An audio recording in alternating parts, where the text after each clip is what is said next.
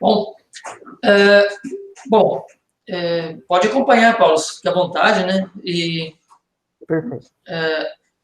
A apresentação do Paulo, ele falou um pouquinho dessa evolução que a gente viu com os drones e a importância que eles têm sempre vinculados ao sistema, ao núcleo militar, né? Eu acho que não é muito diferente hoje, tá? Ainda o núcleo militar é um dos maiores consumidores de drones ou de vans. Fora isso, hoje ele vem despontando, o drone para um monte de coisa. Mas uma das coisas que a gente sempre tem que ter em mente é que nem tudo são só maravilhas, né? O Paulo bem apresentou ali, né, a questão do drone, né? A gente tem drones baratinhos hoje, tem drones mais caros. Agora, várias pessoas me consultam e falam sobre drones. Eu não sou nenhum especialista em drone, eu sou um usuário e acabou caindo no meu colo esse troço aí. E a gente tenta se virar. Mas o drone, trabalhar com drone, seja ele para aplicações agrícolas ou florestais, tá? Não é uma coisa trivial que precisa só o drone, né? Então, lembre-se disso, né? Vamos lá, eu vou gastar 10 mil no Phantom ali, desses equipamentos para fazer voos e, sei lá, georreferenciar, fazer planejamento agrícola, manchas, sei lá, inventário, aterro, tem um monte de coisa que dá para fazer, fachada. Então, dependendo da aplicação que vocês querem, o drone tem que ser mais ou menos específico para aquilo, hoje, tá? Não é mais que antigamente que qualquer drone fazia tudo, né? A gente já está num cenário assim que eu quero fazer inspeção de fachadas. Aí você tem que comprar uma câmera, por exemplo, de 100 megapixels e acoplar. E tem que provavelmente acoplar uma câmera, um outro tipo de sensor da Bosch ou de uma outra Siemens que tem sensor de umidade, para você detectar vazamentos em fachadas, né? E a câmera de alta definição para pegar micro rachaduras dentro da fachada e começar o processo de restauração. Para isso, tem uma empresa que chama, se não me engano, H3. Ela é uma empresa de Singapura. Eu vou tentar compartilhar minha tela aqui, só um segundo.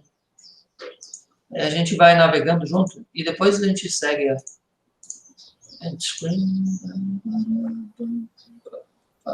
aqui. Imagino que vocês estejam vendo o slide, a tela agora. Isso não é H3.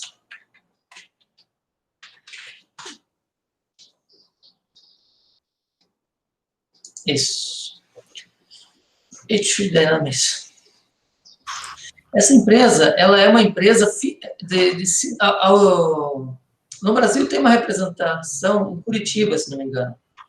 Mas ela nasceu em Singapura e hoje desenvolve softwares muito avançados, principalmente para fazer inspeções em áreas urbanas, de diferentes naturezas, tá? Mas o foco é muito fachadas, minas, essas coisas aqui. Então, vocês vão ter vários equipamentos, várias imagens disponíveis, produtos. Então, fazer inspeção de fachada, como aqui está ilustrado, né? Não é tão trivial assim.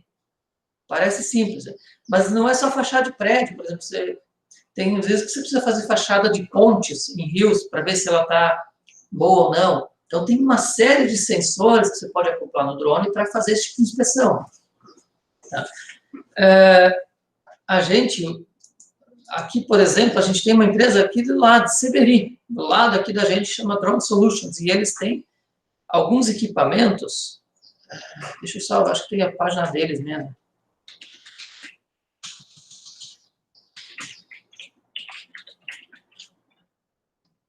É de aplicação agrícola. E, Solutions. Não queria a página do...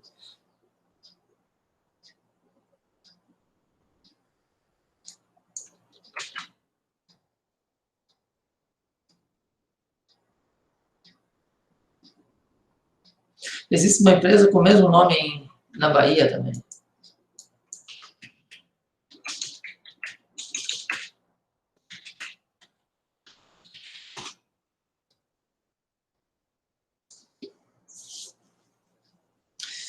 Então, essa Drone Solutions, ela trabalha com uma representação da DJI no Brasil até, para fazer aplicações de herbicidas e fungicidas, etc., inseticidas, em áreas específicas dentro do talhão. Isso já é mais o nosso lado agora, né? Na área agronômica, e na área florestal tem pouca coisa ainda. Até porque a área florestal tem demandas diferentes e tempos diferentes. Não sei se o Paulo sabe, mas o pessoal dessa disciplina, todos eles estão vinculados ao curso de engenharia florestal. Tá? Tá. Só para contextualizar, né?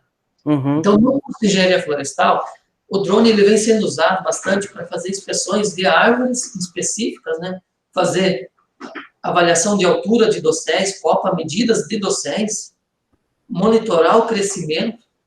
A gente fez alguns desses trabalhinhos já, e quantificar a árvore, mas tem poucas coisas ainda no sentido de você aplicar ele efetivamente para contar, fazer volumetria.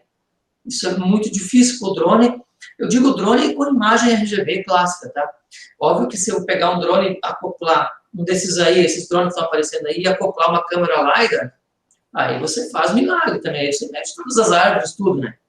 Mas eu estou pensando nesse drone mais comum, que a gente usa no dia a dia da gente, tá? Então, tem algumas coisas sendo feitas, mas tem um potencial enorme de aplicação. A gente tem trabalhado com isso e tem ideia de seguir algumas coisas aqui com startups de egressos. Então, tem umas aplicações muito bacanas com o uso de drones, tá?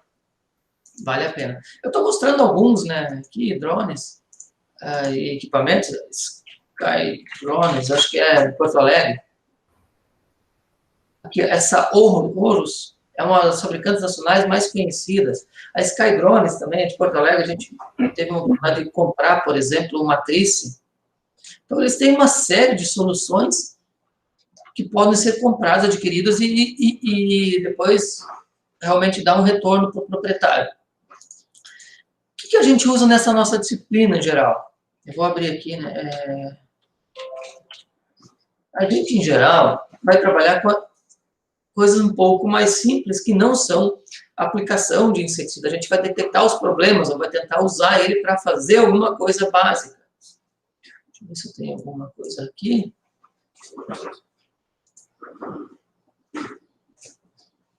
Contar melancia, pessoal. Aqui tem uma imagem. Vou pegar aqui. Essa é uma câmera um pouco diferente. Deixa eu só ver. É uma câmera multiespectral. Então, você, com matriz 100, com uma câmera multiespectral, não é uma câmera RGB clássica, tá? Aqui a gente consegue agora quantificar dosséis, identificar espécies, tentar, né? Não é uma regra que você vai identificar todas, não. Não é assim que funciona. Mas com a RGB a gente não tem esse nível de detalhamento. Com a câmera multiespectral a gente consegue melhorar bastante a qualidade da interpretação, com muitas diferenças, né? Todas as árvores têm nuances distintas e a gente consegue usar essas nuances para quantificar e qualificar a árvore, que espécie é. E, além disso, facilmente a gente pode ver o tamanho da copa, o formato da copa.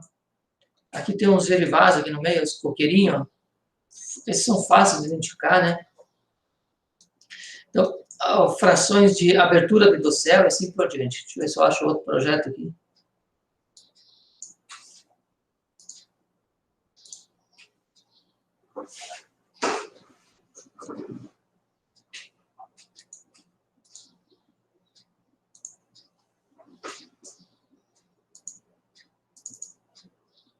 E aqui com a RGB. Você vê que não é a mesma área necessariamente, tá? Mas aqui a ideia nesse estudo aqui era avaliar a invasão da uva do Japão para dentro do Parque Estadual do Turvo. Então foram feitos voos na borda para tentar ver se a gente consegue usar o drone e identificar a uva do Japão entrando. Isso causa uma série de problemas ecológicos, principalmente no efeito de borda e dos animais, que vão lá comer a frutinha e acabam sendo alvejados, né? Então, com o drone multiespectral, esse detalhamento não é tão grande. Com o drone, com a imagem multi, facilita bastante. Você tem uma variabilidade muito maior. Tá? Só alguns exemplos. Então, nas aplicações florestais está muito assim. Em termos de aplicações em plantios comerciais, deixa eu abrir aqui. Deixa eu só achar um banco aqui de dados que eu possa usar.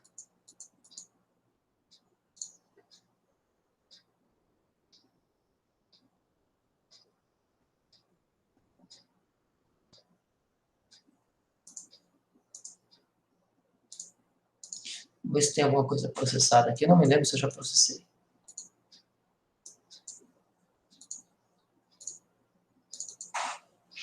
Aqui no litoral sul, está muito ruim essa aqui, tem que arrumar outra.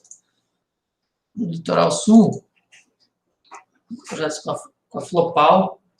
Óbvio que aqui não tem contraste, não tem nada aplicado ainda. Depois essa imagem ela vai ser... Mas ela está corrigida para reflectância já. E então, a gente faz várias aplicações aqui para tentar identificar falhas no plantio. A gente faz estudos de... Vou ver se alguma fica mais clara aqui. Aonde está crescendo mais, onde está crescendo menos. Isso orienta todo o processo de inventário florestal depois.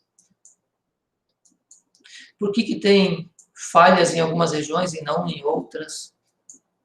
Olha só que tem manchas distintas dentro desse talhão aqui.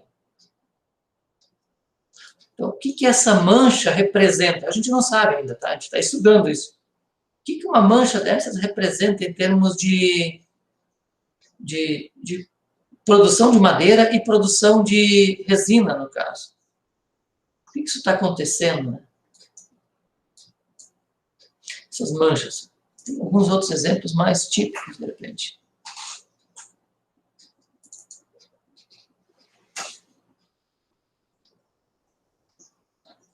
Essas aqui tem que tratar a imagem ainda. Depois a gente vai fazer um próximo passo a passo aqui, uma hora dessas, para vocês acompanharem, tá?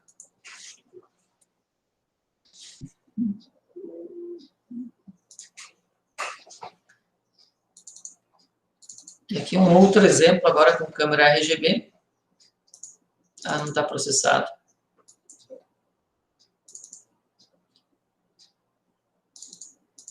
Mas aqui o objetivo era monitorar falhas e a recuperação, né? No Parque Estadual do Taí, no Taí, né?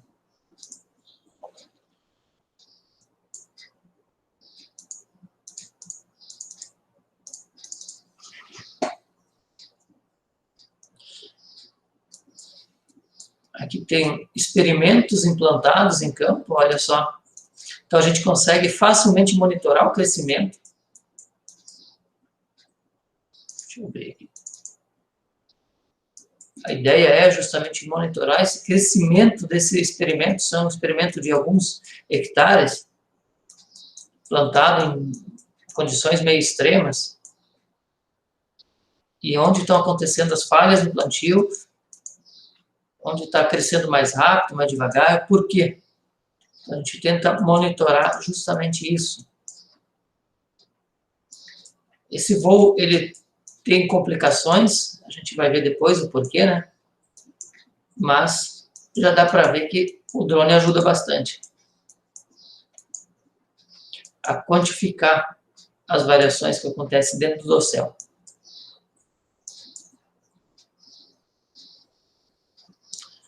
Deixa eu abrir outro exemplo. Se eu tenho mais algum exemplo aqui.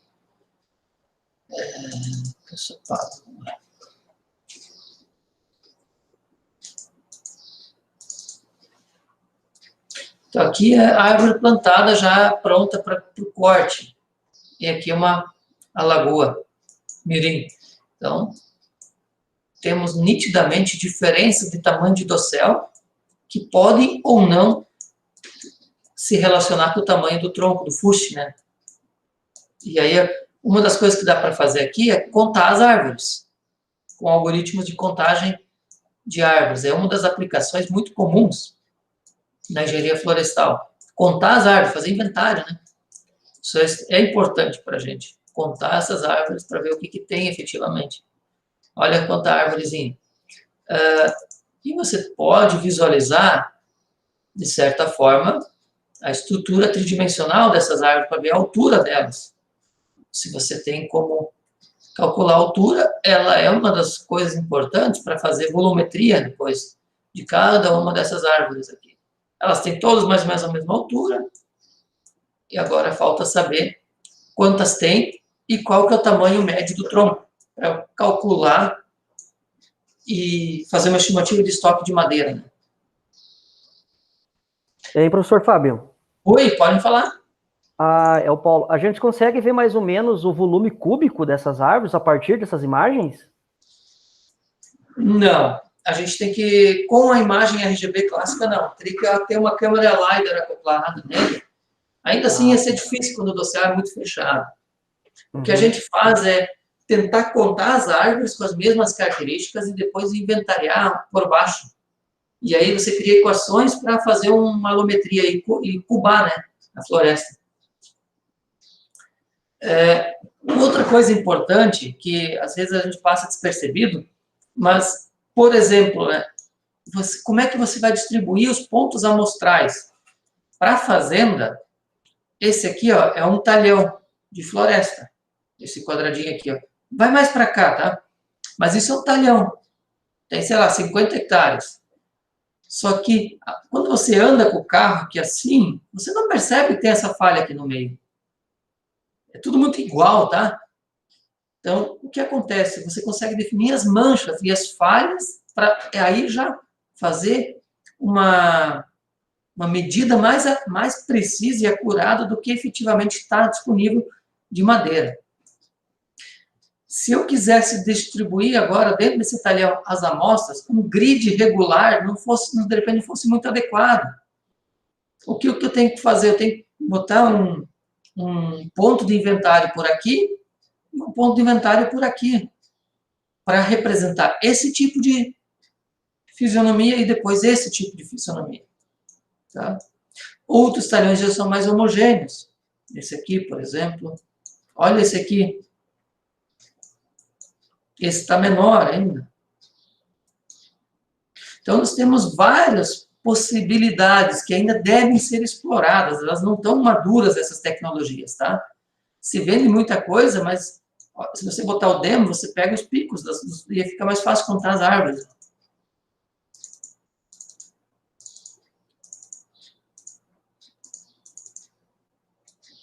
Depois você quantifica resto de madeira, etc. Tem um monte de coisa que dá para tirar daqui. Identificar invasoras. Não, nessa imagem, obviamente que não é possível, mas um dos estudos nossos é justamente tentar, porque esse pinus ele se propaga, que é um capim, isso vira um tapete verde. Então, aqui, olha as invasoras aqui, que eles têm que fazer desbaste, tem que remover tudo isso para não vir para dentro da reserva.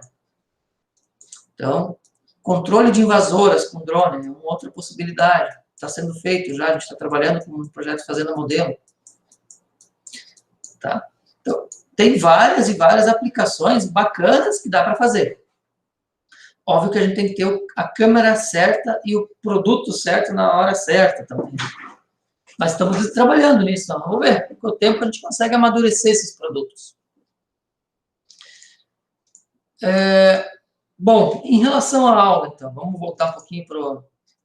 Eu tenho aqui os slides. Paulo, eu disponibilizei lá no Moodle para os alunos o PDF da tua aula aqui, tá?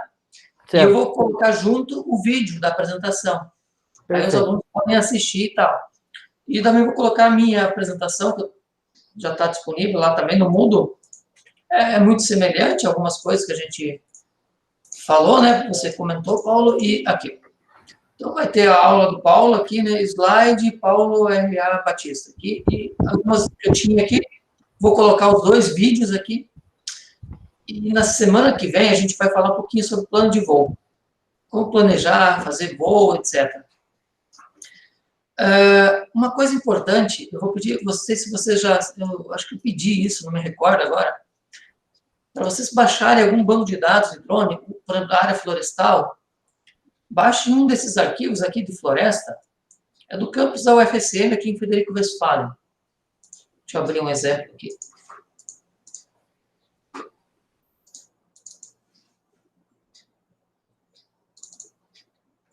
Vou pegar qualquer um aqui. Então, tá aqui, ó. Vamos usar essa floresta aqui, é o campus Frederico. Então, essa floresta tem muitos voos feitos nela. Então, tem alguns dados que eu estou disponibilizando aos poucos, organizando, e colocando aqui nesses grandes repositórios de dados chamados Zenode, no Pangai, no Dryad. Tem vários aí. Então, vocês escolhem um aí, baixem, para a gente poder trabalhar ele e fazer todo o processamento, tá? Para a semana que vem a gente fazer esse processamento, então. Para isso, vocês têm que baixar o Pix4D, ou o melhor é o Agisoft Metashape, que é bem mais fácil de trabalhar e rápido. E a gente tem uma licença aqui. Né?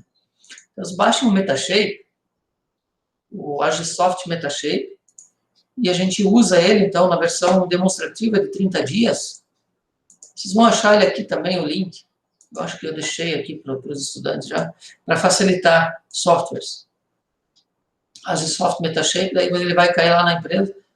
Aí, try it now, e ele baixa para vocês, né? O Windows, né? Bem tranquilo de baixar, instalar, tem a última versão aqui. Então, para nós, 30 dias já é o suficiente para testar e fazer os testes. Depois, qualquer coisa, a gente manda uma versão para vocês que funcione. Não a última, né? Mas alguma que funcione, tá bom? Perguntas, pessoal? Dúvidas? Esses arquivos que a gente tem que baixar, eles estão no Moodle? Não, estão no site do Laboratório de Processamento. Desculpa, eu não... Aqui no link, tá bom. UAV Drone Data aqui. Tá bom, obrigado. Aí tu clica aqui, por exemplo, pega esse aqui da área experimental da agronomia, não é floresta. Então pega esse outro aqui, o segundo, por exemplo.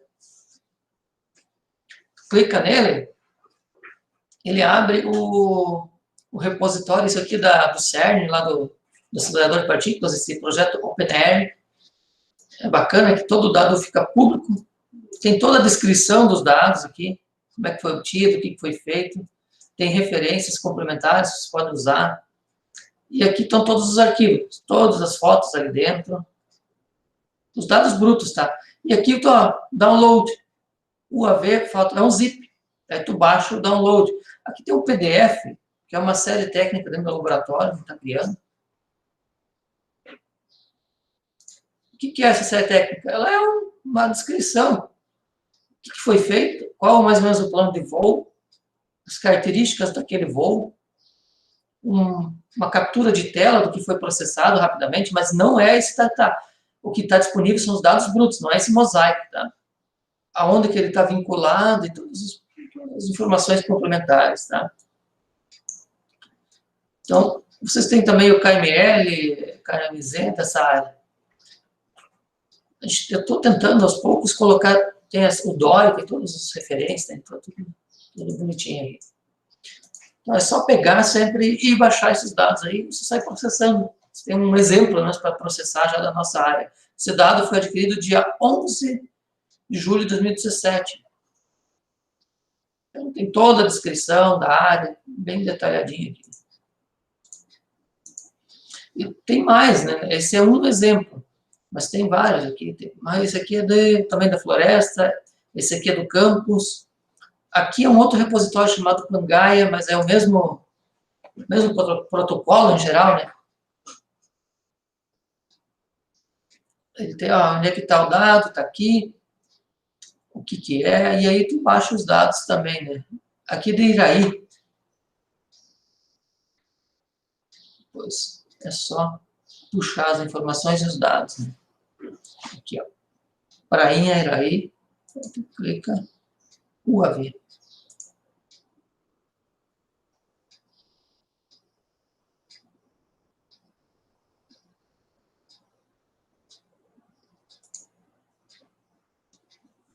Daí também tem toda a descrição.